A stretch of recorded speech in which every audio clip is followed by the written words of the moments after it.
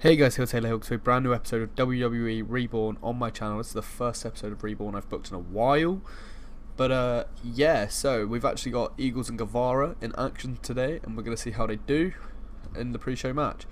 Ray's still getting 64s, so I think him dropping from SmackDown to 205, as much as I say it's a drop, I'd like to eventually make this literally like basically another brand you shift over to instead of go down to, but at the moment you are still going down if you're going to 205 Live. But Ray is a main event level talent for 205 Live, whereas he's only mid card for SmackDown, so it's best for him. Yeah, I saw this. Robbie Eagles banged a 62. He's quite over in this mod for some reason. I don't know if he's been doing work outside of our company before we signed him, or if that's just how the mod put him.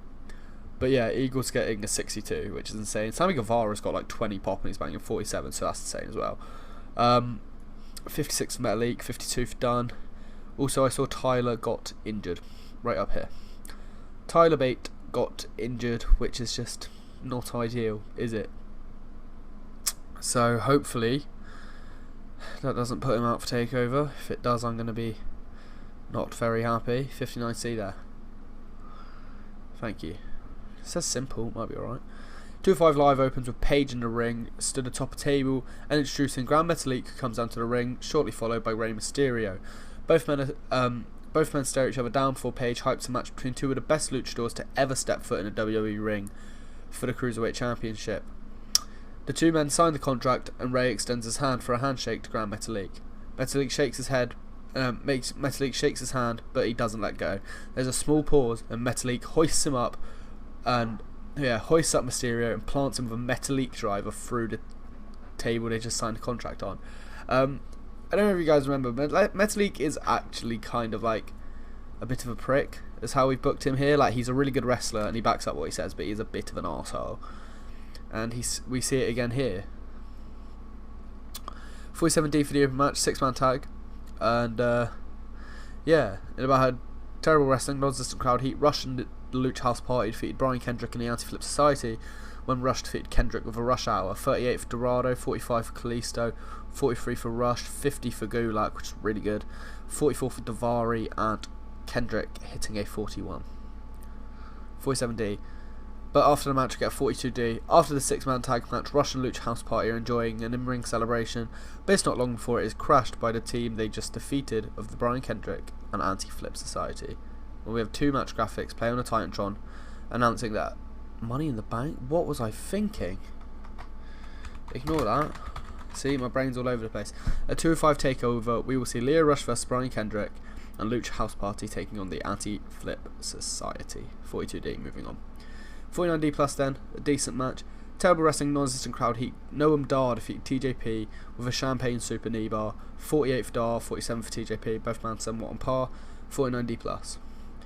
But a 58C minus after the thing. EC3 is meant to be off screen. Very well. Apparently it was good. Only rated him on overness, I'm pretty sure, so that's odd.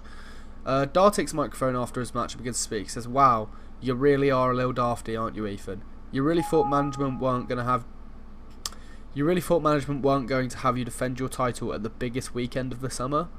Paige did pull strings. She made sure you wouldn't have to defend your United States Championship at SummerSlam. However, you should have read the small print. The only reason she managed to pull those strings is because you've already signed a contract to defend your title against me. See you at TakeOver, you wee dafty." Noam Dar drops his microphone and struts to the back, all smiles. So yeah, the contract EC3 signed last week to face Noam Dar, he signed because Paige said, "You signed this, I'll pull some strings and I will not make you defend your United States Championship at SummerSlam, so you get to hold on to it a bit longer." He signed the contract, but he didn't read in the contract that the only reason he's not defending it at SummerSlam is because he's going to have to defend it against Noam Dar at TakeOver. So Noam Dar gets a shot at a United States Championship, which is pretty huge if you ask me. So 58C minus there. 54C minus for our main event. It's actually a really good match between these two.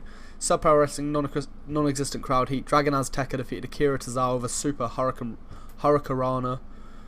I don't know if that's meant to say Hurricane Rana and they've just butchered it, or it's actually Hurricanrana. I'm not sure. 53 for Azteca, 52 for Tozawa. These men very, very on par. Azteca improves, 54C minus there.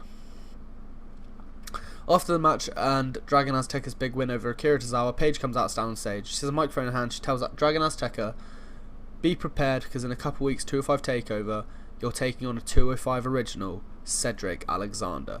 So yeah, she actually gives Cedric her match. He asked for one, and she gave it to him. But it's not going to be an easy one because he's taking on Dragon Azteca, who is undefeated at the moment, I believe. Then we have a 44D for our ending segment. Could have been a lot better, I suppose. After the break, British Strong Style come down the ramp, still pissed off about the new debutants Sammy Guevara and Robbie Eagles stealing their Cruiserweight Tag Team Championships. They demand that Robbie and Sammy come and return the titles, but they hear nothing until Robbie and Sammy pop on the Titantron. They say that next time you will see them will be at 205 TakeOver, and that's only if they, like Pete and Tyler, accept their challenge to have a match for the tag team titles. Tyler and Pete laugh him off and like, we'll actually murder you. Okay, sure, you're on. But this leads Airwolf to come out and they say, well, we never lost that ladder match. We got screwed. You didn't win it. We didn't win it. Eagles and Guevara ran off with the titles that we were going to win. So, yeah. At 205 TakeOver, they think they deserve to be in that match as well. British Strong Style are like, okay, that's a bit much. And then, yeah, they're just like, do you know what? Screw it. You're on. Triple threat tag team match at TakeOver. So, it is not too bad. Well, the segment was bad, but it's not too bad a match. It's going to be in a 55C minus. It's such a really, really good. Considering the only people rated were actual people from the 205 Live roster, like EC3 wasn't rated on anything other than overness. That was a decent show. So I'll see you guys all on Raw and SmackDown.